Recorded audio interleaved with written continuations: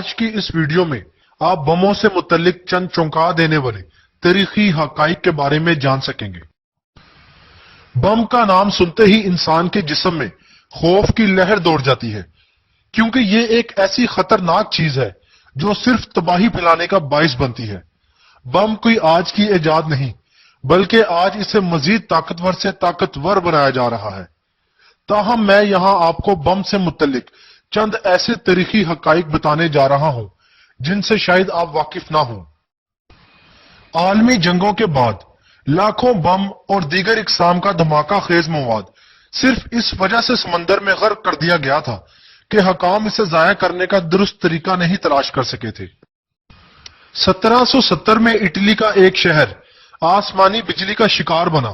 یہ بجلی اس مقام پر گری جہاں دھماکہ خیز مواد جمع کیا گیا تھا۔ اس دھماکے کے نتیجے میں 3000 افراد اپنی جان سے ہاتھ دھو بیٹھے تھے۔ امریکہ اور روس دنیا کے 93% کیمیائی ہتھیاروں کے مالک ہیں۔ 1968 میں امریکی بمبار طیارہ گرین لینڈ میں گر کر تباہ ہو گیا تھا اور اس وقت یہ طیارہ 4 جوہری بم لے کر جا رہا تھا۔ امریکی حکومت نے یہ بم واپس دریافت کر لیے، تاہم 2008 میں یہ انکشاف ہوا کہ ان میں سے ایک بم آج بھی گرین لینڈ کی برف میں پھنسا ہوا ہے۔ سب سے بڑے ایٹمی دھماکے کا تجربہ سوویت یونین نے کیا تھا۔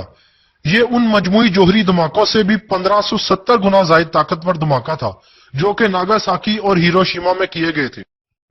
لیزی ڈوگز ایسے چھوٹے بم ہوتے ہیں جو حقیقت میں دھماکہ خیز مواد سے خالی ہوتے ہیں اور یہ صرف میدان جنگ میں دشمن پر فضا سے برسائے جاتے ہیں۔ بنیادی طور پر یہ ایسی گولیاں ہوتی ہیں جو خلا سے زمین پر ماری جاتی ہیں۔ ایک اندازے کے مطابق ویتنام کو اپنے ہاتھ سے بموں سے متاثرہ علاقہ اور بارودی سرنگیں صاف کرنے میں 300 سال لگیں گے اور اس کام پر $10 بلین کی لاگت آئے گی۔ دوسری جنگ عظیم کے دوران امریکہ نے ایسے بم تیار کیے جن کا نام چمگادڑ بم تھا۔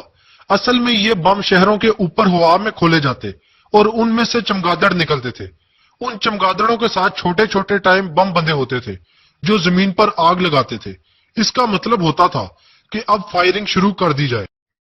اللہ نے انسان کے رہنے کے لیے کتنی خوبصورت زمین بنائی، کتنی خوبصورت دنیا بنائی، اور انسان نے اس کی تباہی کے مکمل انتظامات کر رکھے ہیں۔